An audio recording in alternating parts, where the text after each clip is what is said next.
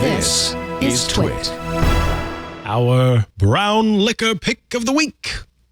Oh, I got to catch you up a little, Micah. You've been off doing your normal job, not hanging around with us. But a few weeks back, Paul and I were together. We had this dinner on a Monday that led to a couple of very unusual bourbons that I ended up putting on the show. Ooh, and the problem with them is they were both the kind of bourbons where it's like, you're probably not going to be able to buy this. Yeah. And so I said, like, I promise you, I'm going to go get a much more conventional booze. And so I went shopping. I have the bottle. And this was a find for me, going to one of the local liquor store in the city, the kind of fancy one where I can usually get more unusual things. This is the Pendleton Rye, the 12-year-old. And it was a surprise. Now, it's a super conventional whiskey from the point of view of it's exactly 40%. It's about a $50 bottle, which I would put in the bottom of the premium range. It's not a bar whiskey. It's you want to drink this, but I wouldn't be upset about putting it in a cocktail. What it's unusual is it's 100% rye. And we'll talk about why that's unusual. And it's also a 12-year-old, which is weird because normally what we like, rye is usually what we call the middle grain or the flavor grain in a bourbon. If you're making American bourbon, it's got to be at least 51% corn because that's the biz. You always include a little bit of barley, 5, 10, or 15%, because that provides the amylase that helps make more ethanol, less methanol, so nobody goes blind, or more relevantly, you don't have to throw away a certain amount of your product. And then in between is this flavor grain. And in both the whiskeys we had in the previous weeks, both the Willet and the Mark, though that middle grain was wheat. But most American bourbons, the majority of them, that middle grain is rye because it's got a kind of spice to it. It's got a hit to it. It's a quirky flavor. And so you would think that 100% rye, a pure rye whiskey, would be very spicy, would be quite sharp. A Scotch almost, like a really harsh... Except that it isn't, because it's been in a barrel for 12 years. And a lot of that character diminishes over 12 years. So that's weird. The other point is, in general, like, why is this, why does this exist? Like, what is this about? Why is it called Pendleton? And Pendleton is actually a town in the northeastern corner of Oregon where they have a rodeo, the Pendleton Roundup. It's been going since 1910. And you'll notice it on the bottle. It says 1910. And by the way, they are still selling tickets. It's like the 123rd year of this. It's in September. You can start buying tickets in early January. They run you can do the 1910 room, with the sort of founders room, for $300 a day. Pricey. And so Pendleton's out of Oregon, and you'll notice that if you look at the bottle, it says Canadian whiskey on it, but bottled by the Hood River Distillers out of Oregon. So this is a split relationship, that the 100% rye thing is your cue. Because it's 100% rye, normally it would produce a lot of methanol when it's fermented. You don't sprout or malt rye the way you do with barley. You don't have the initial sugar conversion. You just grind the grain to flour. And if you attempt to ferment off of that, you're going to produce a lot of methanol. But there is a company out of Alberta, specific at Calgary, called Alberta Distillers.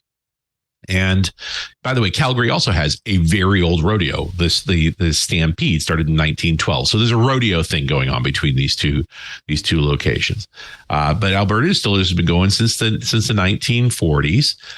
And they are famous for making Canadian whiskey out of rye. And the way they do it is they literally created their own enzyme. What? So instead of using amylase, which you normally get from barley, they have a microbiologist. And their microbiologist has a custom enzyme that they use to properly digest the rye grain so that they produce ethanol instead of methanol. And this has been the problem with rye. Like, most of the time when you see a rye from an American bourbon, if it's still bourbon, of course, there's still a lot of corn in it. But if it's a pure rye, it'll usually have 5 or 10% barley in it to get that amylase to do the digestion properly. But this is 100% rye. And it's because they have their own digestion mechanism on it to solve that particular problem. And by far the most famous whiskey, or the most common whiskey that Alberta Distillers makes, is a whiskey called Alberta Premium, which is much more of a bar whiskey. It's a $20 bottle. It's 100% rye. It's in fact considered the number one best-selling rye whiskey in the world. It's fairly inexpensively priced.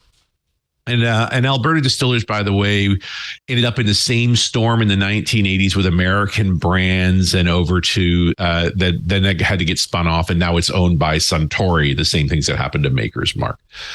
And the Hood River, so the whiskey's actually made in Calgary. Used to be on the outskirts of Calgary, but that was the 1940s. Now it's kind of in the middle of town, still there. They actually have huge warehouses that are heated because Calgary gets very hot in the summer and very cold in the winter. And that's not actually good for making whiskey. So they have these great big managed barrel houses. And then those barrels are shipped to the Hood Rivers Distiller, which is on the Columbia River. Right just east of Portland. It's closer in than Pendleton is, which is much further down the river. Mount Hood's only about 30 miles away, and Mount Hood is a dormant strata volcano. If it ever did go off, like the Hood Rivers Distillers would not exist anymore. They make a point about the fact that they use water from the Hood watershed to cut this down to the 40%. So it's their sort of Oregonian claim to fame. Hood Rivers Distillers is the original, very first distillation license, legal one in Oregon back in the 1930s, post-prohibition. Their original business was brandy. That part of the world grows a lot of fruit, and so the excess fruit was then being distilled into brandies. They still make those brandies today under the Clear Creek brand, but they do the bottling. And one of the things I got to say about this bottle is it is gorgeous. It has embossed inlays on the whole bottle. Like it's for a $50 bottle of whiskey. This is a lovely bottle. I'm really shocked at how nice it is. But yeah, 100% rye. Ground to flour by a hammer mill, added with hot water and this custom enzyme to do the fermentation. And then it's distilled like you distill bourbon. So it's run up in a column still to around 60%, then finished in a pot still around 67, 68, and then barreled for 12 years. And that's in American oak. So it's just like bourbon is in toasted American oak, when then it's shipped down to Oregon, where it is bottled into this nice bottle. This is one of the most drinkable ryes you'll encounter. It is a lightweight, smooth drinking, not a big punch in the face. You're not going to be looking for water for it. It's already at 40%. You don't need even really an ice cube unless you want a cold drink. But I wouldn't hesitate to throw this into an old fashioned or in a Manhattan. You'd be happy with the results. And it is, like I said, one of the very rare, true 100% ryes that exists today. Wow. I love that they made their own enzyme. That's the coolest part for me. It's crazy, right? And it's sort of Alberta Distillers' claim to fame, that they are the ones who can make 100% rye because they get good yields from it. Where anybody else who does that, it just costs them money. It's not worthwhile.